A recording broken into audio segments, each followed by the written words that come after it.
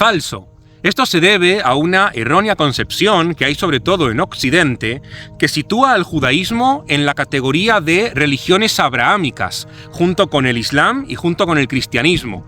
Si uno sitúa al judaísmo en la categoría de religiones, significa que todos aquellos que se identifican como judíos, por definición, deberían ser religiosos. Sin embargo, el judaísmo no es una religión, o por lo menos no es solo una religión. Es inexacto definir al judaísmo únicamente a partir de su faceta religiosa.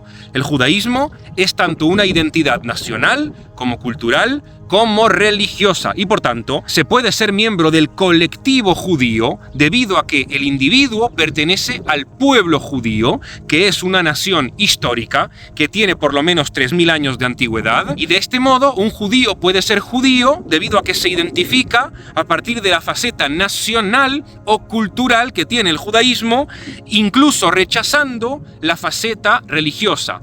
Puede haber judíos laicos, no religiosos, y puede haber incluso judíos ateos, que no creen en Dios, porque la creencia en Dios no es un requisito para ser parte del pueblo judío. Y por tanto, no todos los judíos son religiosos. Los judíos religiosos son un subgrupo dentro de los judíos. Hay judíos religiosos y judíos que no lo son. Falso. Del mismo modo que no todos los judíos son religiosos, si no todos los judíos son religiosos, en consecuencia, no todos los judíos usamos kipá. La gran mayoría de judíos tenemos kipá.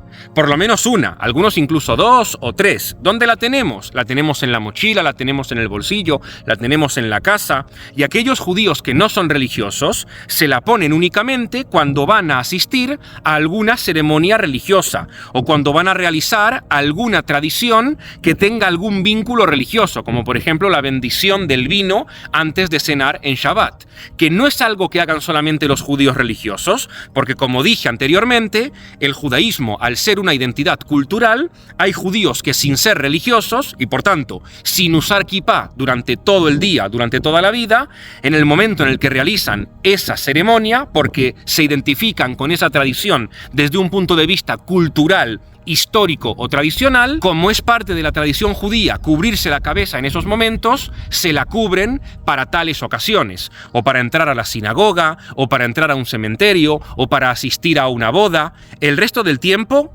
no. Y aquellos que sí usan la kipá durante todo el día es porque efectivamente son religiosos. En definitiva, no todos los judíos usan kipá todo el tiempo. Quienes la usan todo el tiempo son los judíos religiosos, de cualquiera de las corrientes que tiene el judaísmo. Y como hay muchas corrientes, hay muchos estilos de kipá. Y para aclarar, es cierto que desde el punto de vista tradicional y sobre todo dentro de la ortodoxia judía es común que solo los hombres usen kipá, pero hoy en día, a partir del surgimiento de nuevas corrientes religiosas en el judaísmo que no son ortodoxas, como el judaísmo masortí o el judaísmo reformista, algunas mujeres religiosas también han comenzado a utilizar kipá, y por tanto no es algo exclusivo de los hombres.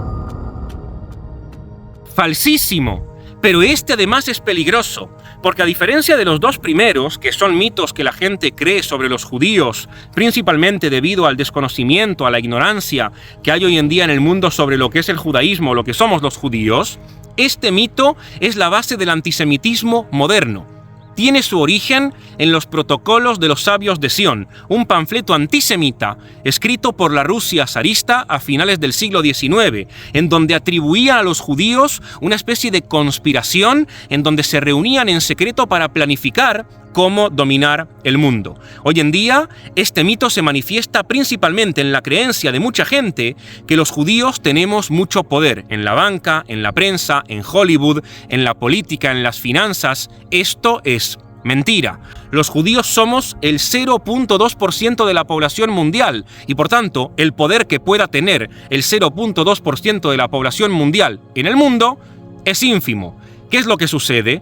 Que hay algunos judíos exitosos en el mundo, pero el hecho de que haya algunos judíos exitosos en el mundo no significa que haya una conspiración global de todos los judíos que están en puestos exitosos para, en calidad de judíos, planificar o conspirar para dominar el mundo. Es decir, Esos judíos que puedan estar en posiciones clave o que puedan tener éxito, no lo hacen en calidad de judíos, no lo hacen en tanto judíos, sino a nivel individual. Es como si yo dijera que los miopes controlan los medios de comunicación porque la gran mayoría de los periodistas usan gafas. Sería ridículo. El hecho de que haya algunos judíos en puestos de éxito no significa que haya una conspiración judía para controlar el mundo o que los judíos tengan mucho poder. Mucho cuidado con este mito, porque además de ser incorrecto, es un mito peligroso y es antisemita.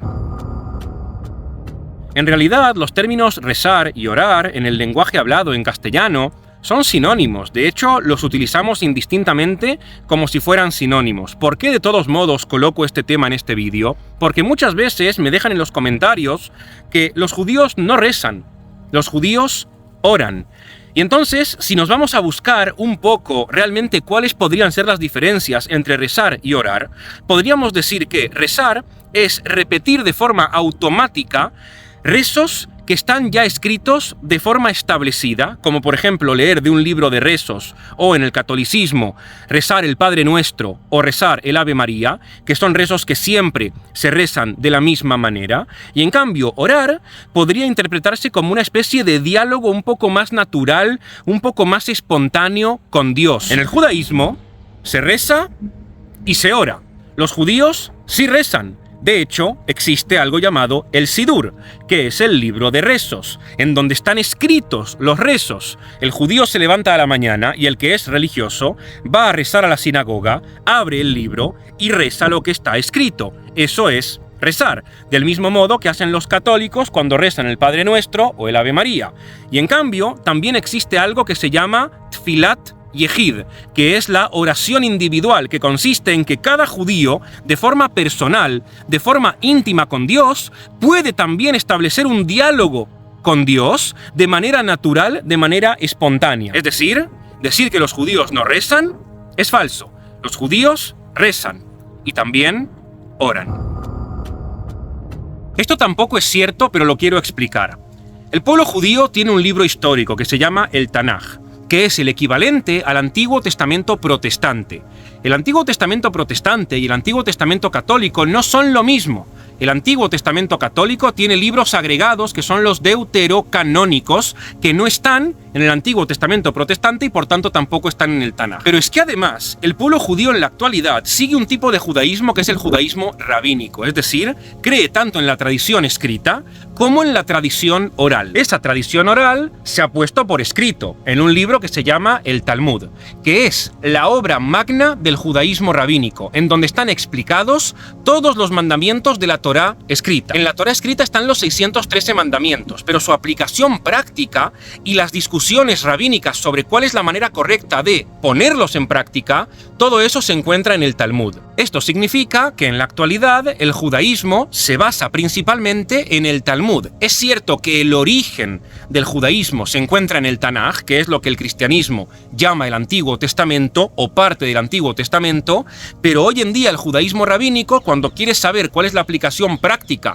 para llevar a cabo tal o cual mandamiento, acude al Talmud. Y por tanto, el judaísmo en la actualidad es tanto bíblico como talmúdico. Y esto lo aclaro porque en muchas ocasiones, cuando yo explico lo que es el judaísmo, mucha gente me escribe en los comentarios: eso no es bíblico.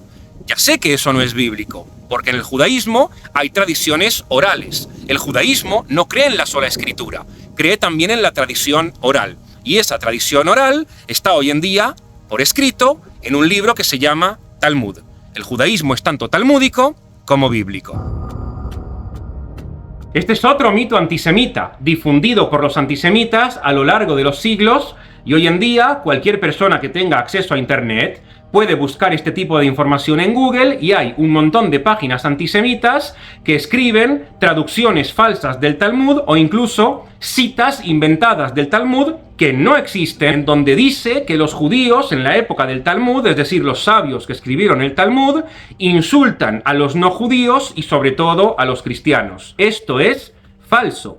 El Talmud no es un libro en donde se insulta a las demás naciones. El Talmud no es un libro en donde se desprecia a las demás religiones. El Talmud es un libro en donde los sabios lo que hacen es discutir entre ellos para llegar a la conclusión de cómo se debe cumplir de mejor manera tal o cual mandamiento. Es decir, es un libro de debates entre sabios. Y por tanto, en el Talmud ni se insulta ni se desprecia a absolutamente nadie. Y todas las menciones que hay en el Talmud sobre las demás naciones o sobre los demás colectivos religiosos, hay que entenderlas en el contexto de la época. En ningún momento el objetivo del Talmud es insultar ni desprestigiar a nadie. Y todas esas páginas en donde ustedes pueden encontrar citas del Talmud en donde se ve que hay insultos hacia los demás son falsas, fruto del antisemitismo. No, los judíos no mataron a Jesús. Este es otro de los mitos antisemitas más famosos y también que más daño han hecho a lo largo de la historia. En la época de Jesús, el pueblo judío no tenía absolutamente ningún poder político para condenar y ejecutar a absolutamente nadie a muerte. Quienes mataron a Jesús fueron los romanos. Y esto lo sabemos por un montón de causas históricas, pero la principal de ellas es que Jesús murió crucificado. Y la crucifixión era un tipo de ejecución que los romanos reservaban para aquellos que consideraban delincuentes y subversivos en contra del régimen. Y aquí algunos me van a decir, pero Ariel, Jesús en ningún momento se sublevó en contra del régimen. Y esto es lo que tengo que explicar. Que Jesús se haya proclamado Mesías de Israel o que sus discípulos lo hayan proclamado Mesías de Israel era, en la Judea del siglo I, un claro acto de rebelión en contra de Roma. ¿Y por qué? Porque hoy en día el cristianismo entiende el concepto de Mesías desde el punto de vista teológico, pero el pueblo judío en el siglo I esperaba un Mesías nacional, un rey de los judíos. Por eso, cuando crucifican a Jesús, una de las maneras que tienen los romanos de humillarlo es escribiendo un letrero en donde dice Jesús de Nazaret, rey de los judíos. INRI. Ese es el delito del que se lo acusa para crucificarlo, porque ser Mesías en el siglo I, desde el punto de vista del judaísmo, era proclamarse rey. No un rey que va a traer un reino de los cielos espiritual, sino rey en este mundo. Y si los discípulos de Jesús creían que Jesús era el Mesías, eso implicaba, por definición, un claro acto de sublevación en contra de Roma, porque están declarando que Jesús es el rey y no el emperador de Roma. Y por tanto, proclamarse Mesías en la Judea del siglo I o que tus discípulos te proclamen Mesías era un acto de traición en contra del imperio. Y por eso para Roma es un peligro público. Y por eso Roma lo crucifica. Resumen, los judíos no mataron a Jesús. Quienes mataron a Jesús fueron los romanos. Falso. Los judíos ortodoxos no solo no son antisionistas, sino que activamente son los que están más involucrados con el sionismo en la actualidad. Por ejemplo, dentro del Estado de Israel, aquellos que van al ejército con mucha más motivación y además se alistan a unidades de combate son sobre todo los judíos ortodoxos. Los judíos ortodoxos son sionistas y este es uno de los mitos más extendidos en la actualidad.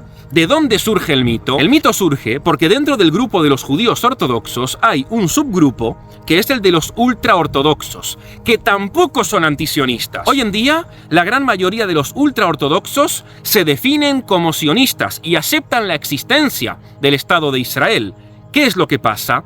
Que dentro del sector de los ultraortodoxos, de todos los grupos que componen el movimiento ultraortodoxo, hay uno muy pequeño y marginal, incluso dentro del movimiento ultraortodoxo, que es el grupo de los Neturei Karta, que ni siquiera los propios ultraortodoxos los toman en serio. Ese grupo radical, extremista, ese sí es antisionista, pero representan un porcentaje muy pequeño dentro del grupo de los ultraortodoxos y por supuesto que dentro del grupo de los ortodoxos.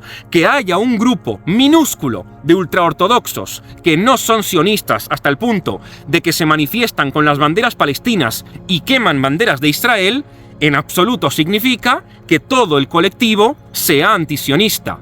La inmensa mayoría de los judíos ortodoxos, dentro de los cuales están también los ultraortodoxos, son sionistas. El 97% de los judíos del mundo somos sionistas. Esto también es incorrecto y está basado principalmente en que hoy en día gran parte de los antisionistas que hay en el mundo son parte de la izquierda o de la extrema izquierda política.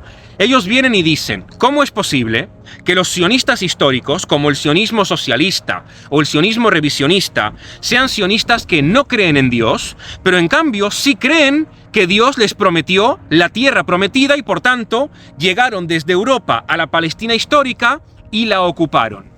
Esto es un mito. El sionismo histórico no se fundamenta en la Biblia y no se justifica en la Biblia.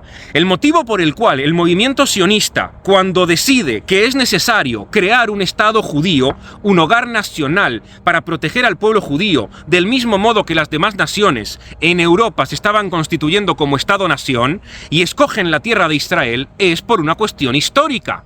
Independientemente de que la Biblia tenga o no razón, hay gente que cree que la Biblia narra acontecimientos históricos y hay gente que cree que no, que la Biblia narra acontecimientos mitológicos. Pero incluso si no existiera la Biblia, el sionismo también hubiese decidido que el lugar idóneo para crear el Estado judío es la tierra de Israel. Porque tenga o no razón la Biblia, esta tierra es la tierra histórica en la cual habitó el pueblo de Israel. Hay pruebas arqueológicas, hay pruebas históricas, independientemente de la Biblia. Sabemos que el pueblo judío vivió aquí, de aquí fue expulsado, y por tanto, como conservó su identidad nacional durante 2000 años, en el momento en el que tuvo la necesidad de construir un hogar nacional, es evidente que no había un lugar más idóneo, más apropiado, más justo para construir ese Estado que el territorio histórico de la tierra de Israel. Y es por eso que el sionismo no es una forma de colonialismo, porque no se trata de europeos colonizando territorios extranjeros, se trata de un pueblo que regresa a su tierra. Tenga la Biblia razón o no la tenga, el sionismo se fundamenta en la historia y no en cuestiones religiosas. Y por tanto, no es correcto que el sionismo se justifica en un texto religioso. El sionismo se justifica en la historia.